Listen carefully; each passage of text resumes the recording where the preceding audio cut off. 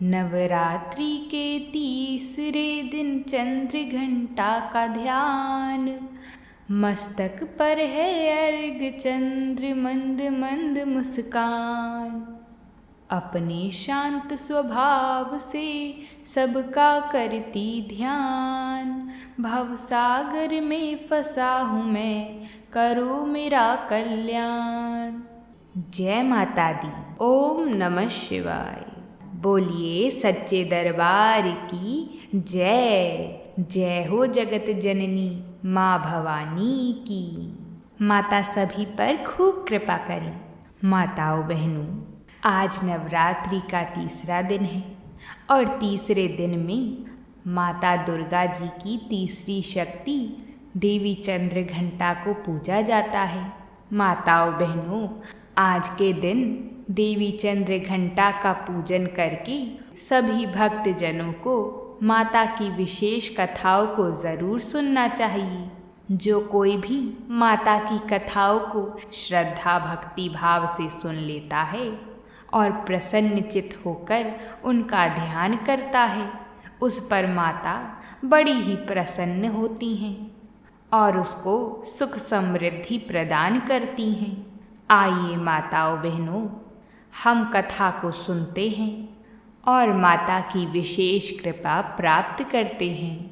बोलिए माता रानी की जय।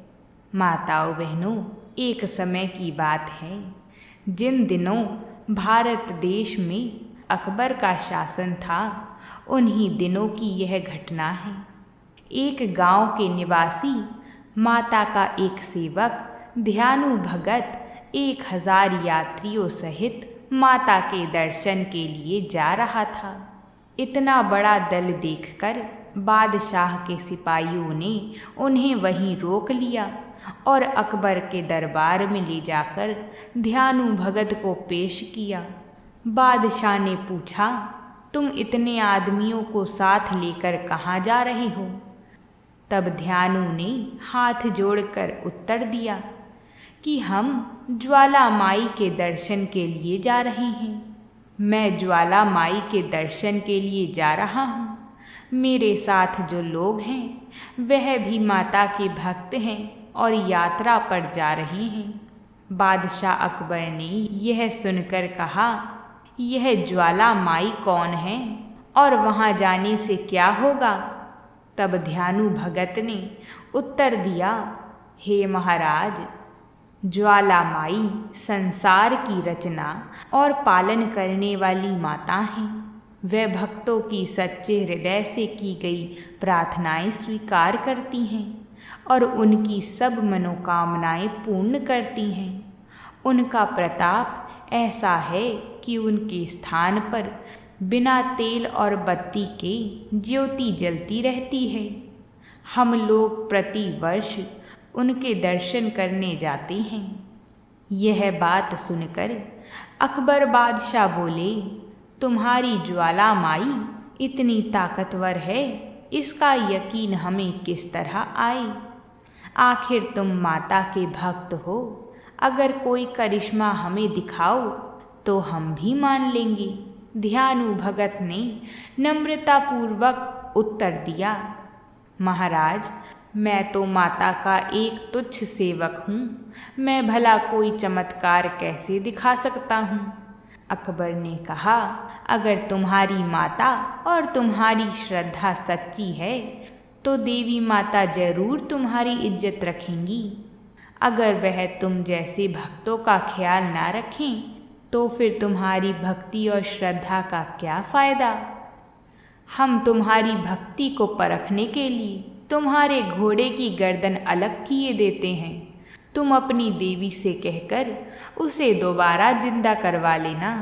इस प्रकार कहकर अकबर ने घोड़े की गर्दन को काट दिया।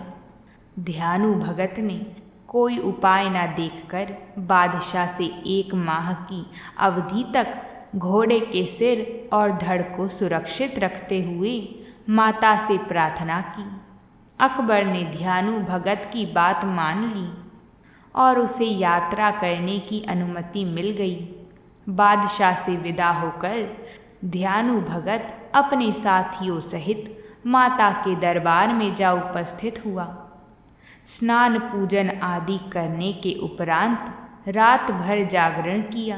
प्रातःकाल आरती के समय हाथ जोड़कर ध्यानु ने प्रार्थना की कि हे मातेश्वरी, आप अंतर्यामी हैं। बादशाह मेरी भक्ति की परीक्षा ले रहा है। आप मेरी लाज रखना, मेरे घोड़े को अपनी कृपा और शक्ति से जीवित कर देना, चमत्कार प्रकट करना, अपने सेवक को कृतार्थ करना। यदि आप मेरी प्रार्थना स्वीकार ना करोगी तो मैं भी अपना सिर काटकर आपके चरणों में अर्पित कर दूंगा।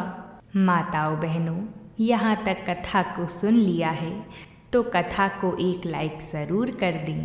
आपके एक लाइक करने से हमें आगे की कथाओं को बनाने का प्रोत्साहन मिलता है, इसलिए लाइक ज़रूर करें, क्योंकि लज्जित होकर जीना इससे अच्छा तो मर जाना है।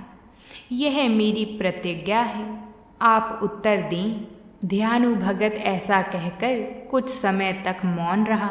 जब माता से कोई उत्तर ना मिला तो इसके पश्चात भगत ने तलवार से अपना शीश काटकर देवी को अपना शीश भेंट कर दिया। उसी समय साक्षात ज्वाला माई प्रकट हुई और ध्यानु भगत का सिर धड़ से जुड़ गया। भक्त जीवित हो गया। माता ने भक्त से कहा कि तुम जाओ, मैं घोड़े का सिर भी धड़ से जोड़ दूंगी। चिंता छोड़कर वहाँ पहुँचो। लज्जित होने का कारण निवारण हो गया। और कोई भी तुम्हारी इच्छा हो तो तुम मुझसे वर मांगो। ध्यानु भक्त ने माता के चरणों में शीश झुकाकर प्रणाम कर उनसे निवेदन किया कि हे जगदम्बे, आप सर्वशक्तिमान हैं। हम मनुष्य अज्ञानी हैं, भक्ति की विधि भी नहीं जानते। फिर भी विनती करता हूँ कि हे जगत माता, आप अपने भक्तों की इतनी कठिन परीक्षा ना लिया करो। प्रत्येक संसारी भक्त आपको शीश भेंट नहीं दे सकता। हे मातेश्वरी, किसी साधारण भेंट से ही अपने भक्तों की मनोकामनाएं पूर्ण किया करो। माता ने ध्यानु भगत को तथास्तु कह दिया और कहा, ध्यानु, अब से मैं शीश के स्थान पर केवल नारियल की भेंट और सच्चे हृदय से की गई प्रार्थना द्वारा ही मनोकामना पूर्ण करूंगी। यह कहकर माता अंतर्ध्यान हो गईं। इधर तो यह घटना घटी और उधर जब मृत घोड़े के सिर और धड़ माता की कृपा से अपने आप जुड़ गए तो सब दरबारियों सहित बादशाह अकबर आश्चर्य में डूब गया।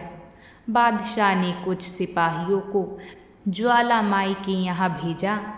सिपाहियों ने वापस आकर बादशाह को सूचना दी। वहाँ जमीन में से रोशनी की लपटें निकल रही थीं। शायद उन्हीं की ताकत से यह करिश्मा हुआ है। अगर आप हुक्म दें तो उन्हें बंद करवा दें।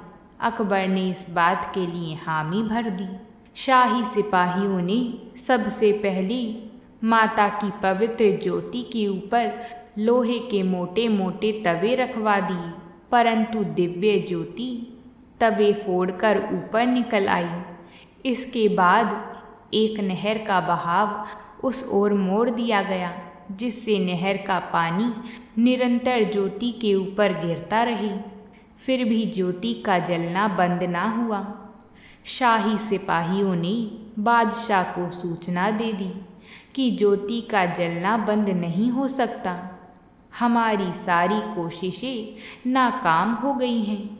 इस समाचार को पाकर बादशाह अकबर ने दरबार के विद्वान ब्राह्मणों से परामर्श किया। ब्राह्मणों ने विचार करके कहा कि आप स्वयं जाकर देवी का चमत्कार देखें और नियम अनुसार भेंट आदि चढ़ाकर देवी माता को प्रसन्न करें। बादशाह के लिए दरबार जाने का नियम यह है कि स्वयं अपने कंधे पर 1.25 मन शुद्ध सोने का छत्र लादकर नंगे पैरों माता के दरबार में जाई। तत्पश्चात स्तुति आदि करके माता से क्षमा मांग ली। अकबर ने ब्राह्मणों की बात मान ली। 1.25 मन पक्का सोने का एक भव्य छत्र तैयार हुआ। फिर वह छत्र अपने कंधे पर रखकर नंगे पैर बादशाह ज्वालाजी माई के पास पहुँचे। वहाँ ज्योति के दर्शन किए। मस्तक श्रद्धा से झुक गया। अपने पर पश्चाताप होने लगा। सोने का छत्र कंधे से उतार कर रखने की कोशिश किया, परंतु छत्र गिरकर टूट गया। कहा जाता है कि वह सोने का ना रहा, किसी और धातु में बदल गया, जो ना लोहा था और ना पीतल, ना तांबा और ना ही सीसा। देवी माता ने उसकी भेंट अस्वीकार कर दी। इस चमत्कार को देखकर बादशाह ने अनेक प्रकार से स्तुति करते हुए माता से क्षमा की भीख मांगी और अनेक प्रकार से माता की पूजा आदि करके आते ही अपने सिपाहियों को सभी भक्तों से प्रेम पूर्वक व्यवहार करने का आदेश निकाल दिया। बोलिए सच्चे दरबार की जय। प्रिय भक्तगणों, नवरात्रि का तीसरा दिन माता चंद्रघंटा का होता है। माता का यह स्वरूप परम शांतिदायक और कल्याणकारी है। उनके मस्तक पर घंटे के आकार का अर्धचंद्र होता है। इसी कारण से उन्हें चंद्रघंटा देवी कहा जाता है। माता का स्वर्ण के समान तेज है। उनके इस स्वरूप में 10 हाथ हैं। इन्हीं 10 हाथों में खड्ग आदि शस्त्र और बाण आदि अस्त्र विभूषित हैं।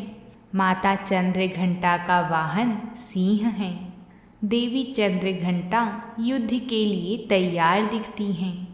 माता के घंटे की सी भयानक चंड ध्वनि से अत्याचारी दानव, दैत्य, राक्षस सदैव कांपते रहते हैं। नवरात्र की दुर्गा उपासना में तीसरे दिन की पूजा का अत्यधिक महत्व है। इस दिन सभी भक्तों को अपने मन, वचन, कर्म और काया को विहित विधि विधान के अनुसार पूरी तरह परिशुद्ध एवं पवित्र करके माँ चंद्रघंटा के शरणागत होकर उनकी उपासना आराधना में तत्पर होना चाहिए। उनकी उपासना से हम समस्त सांसारिक कष्टों से विमुक्त होकर सहज ही परम पद के अधिकारी बन सकते हैं। हमें निरंतर उनके पवित्र विग्रह को ध्यान में रखते हुए साधना की ओर अग्रसर होने का प्रयत्न करना चाहिए। उनका ध्यान हमारे इहलोक और परलोक दोनों के लिए परम कल्याणकारी और सद्गति को देने वाले हैं। बोलिए माता चंद्रघंटा की जय। प्रिय माताओं बहनों, अब हम सुनते हैं दशा माता की विशेष कृपा की कथा को। सभी माताएं बहनें इस कथा को प्रसन्नचित मन से सुनिएगा। प्राचीन समय में एक राजा था। उसकी 2 रानियां थीं। राजा की प्यारी रानी को लक्ष्मी कहा जाता था और दूसरी रानी को रानी होने पर भी कुलक्ष्मी कहा जाता था। एक दिन लक्ष्मी रानी क्रोधित होकर लकड़ी का पट्टा ली, मलिन कपड़े पहनकर कोप भवन में जा लेटी। राजा ने लक्ष्मी से पूछा, तुम कोप भवन में क्यों पड़ी हो? तुम क्या चाहती हो? रानी बोली, कुलक्ष्मी को देश से निकाल दिया जाए। कुलक्ष्मी रानी थी, इसलिए उसे निकाल देने से राजा की बदनामी होने का डर था।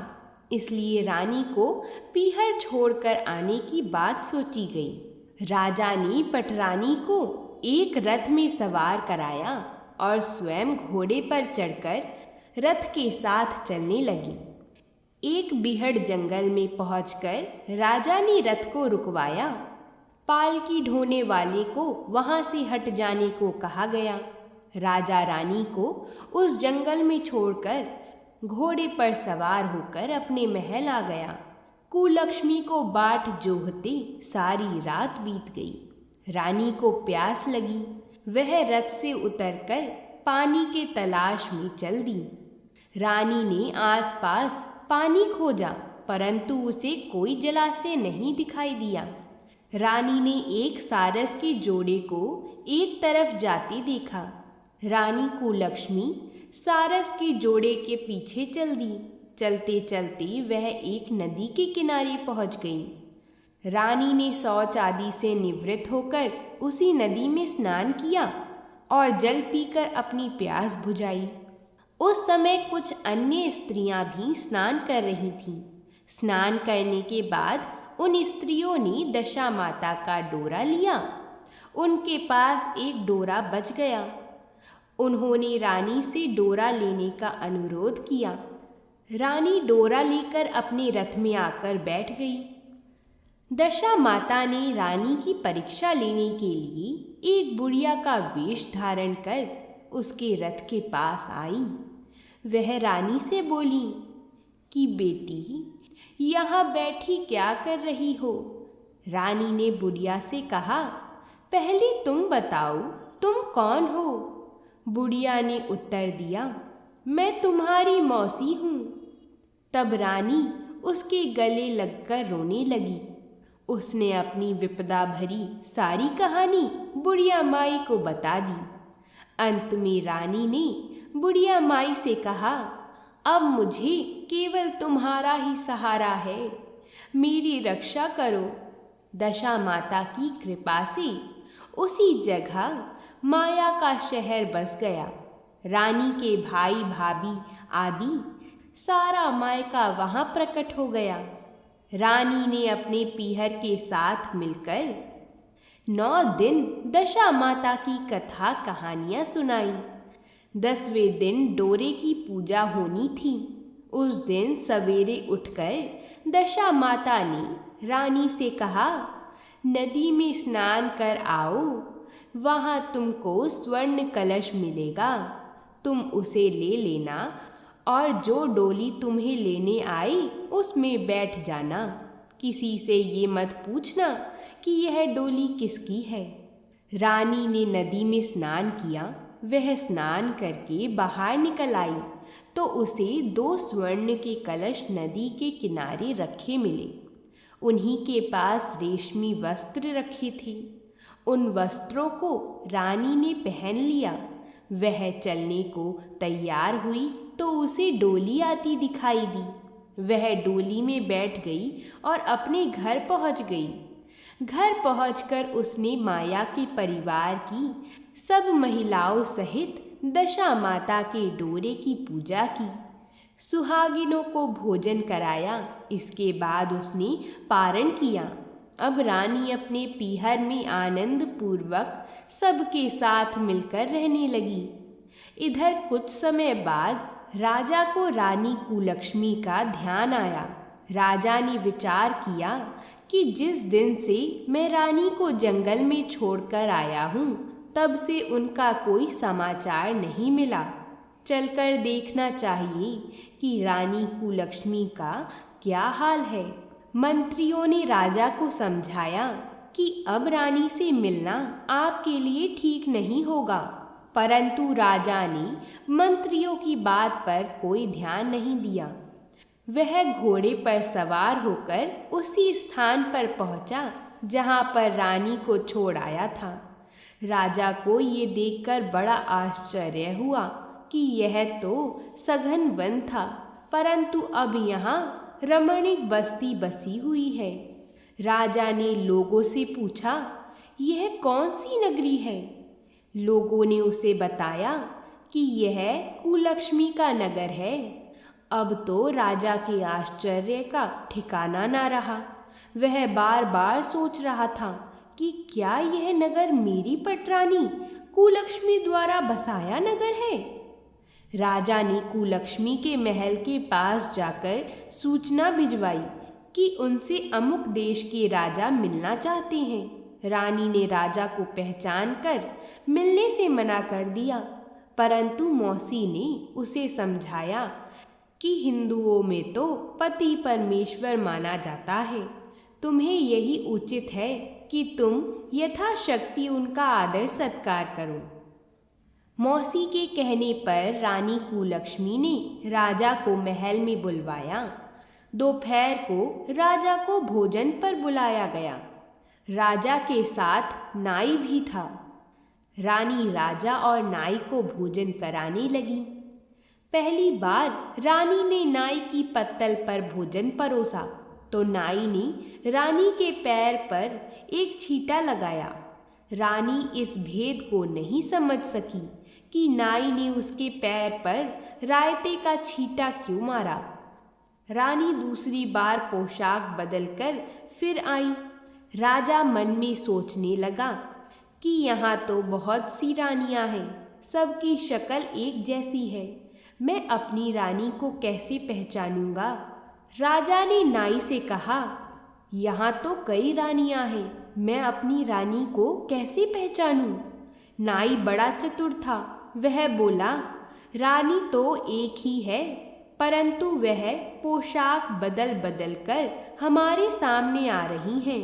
राजा ने नाई से पूछा, तुझे कैसे पता चला कि रानी एक ही है। नाई बोला कि मैंने उनके पैर पर रायता का छींटा मारा था। वह 3 बार कपड़े बदलकर हमारे सामने आई, परंतु वह छींटा उनके पैर पर 3 बार लगा था। अगले दिन रानी ने राजा को अपने महल में बुलवाया। राजा को अपनी मेज पर बिठाकर खाने के लिए पान का बीड़ा दिया। पान खाकर राजा पलंग पर लेट गया और रानी उसके पैर दबाने लगी। राजा ने रानी से अपने किए के लिए क्षमा मांगी और रानी को अपनी राजधानी में चलने को कहा। रानी ने कहा, आप मुझे किस मुंह से चलने को कह रही हो? आप तो मुझे जंगल में अकेला छोड़कर चले गई थी। आप तो दूसरी रानी के कहने में आकर मेरा परित्याग कर चुके थे। यह तो मेरी मौसी का किया हुआ है, उसी के कारण यह सब वैभव मुझे प्राप्त हुआ है, वरना आप तो मेरा सर्वनाश कर चुके थे। राजा ने रानी को बहुत समझाया। तब रानी बोली, मैं केवल एक शर्त पर आपके साथ चल सकती हूँ। आप मेरी मौसी से वरदान मांगोगे कि यह नगरी आपकी राजधानी के पास पहुँचा दें, जिससे जब मेरा मन चाहे आपके पास रहूं और जब जी चाहे तो मौसी के दिए हुए महल में चली जाऊं। मेरी मौसी बड़ी दयालु है, संभव है कि वह हमारी बात मान जाए। राजा ने दशा माता मौसी से प्रार्थना की। मौसी ने राजा की बात मानकर दोनों शहरों को पास पास स्थापित कर दिया, मानो एक दूसरे के ही भाग हों। राजा ने दशा माता की कृपा का फल जानकर शहर में ढिंढोरा पिटवाया कि उसकी प्रजा दशा माता की पूजा किया करे। भगवती दशा माता ने जिस प्रकार कुलक्ष्मी पर दया करी, वैसे ही दया सब जनों पर करें। तो बोलिए, दशा माता की जय हो। अब हम आपसे कल मिलेंगे एक नई कथा के साथ। आप जाकर दुर्गा सप्तशती की कथा ज़रूर सुनें और इन कथाओं को अपने परिवारजनों के साथ ज़रूर शेयर करें। वीडियो को लाइक करें जिससे यह कथा सभी माताएं बहनें सुन सकें। और अगर आप कमेंट करना जानती हैं तो कमेंट में जय माता दी ज़रूर लिखें। तो प्रेम से बोलिए, जय माता दी।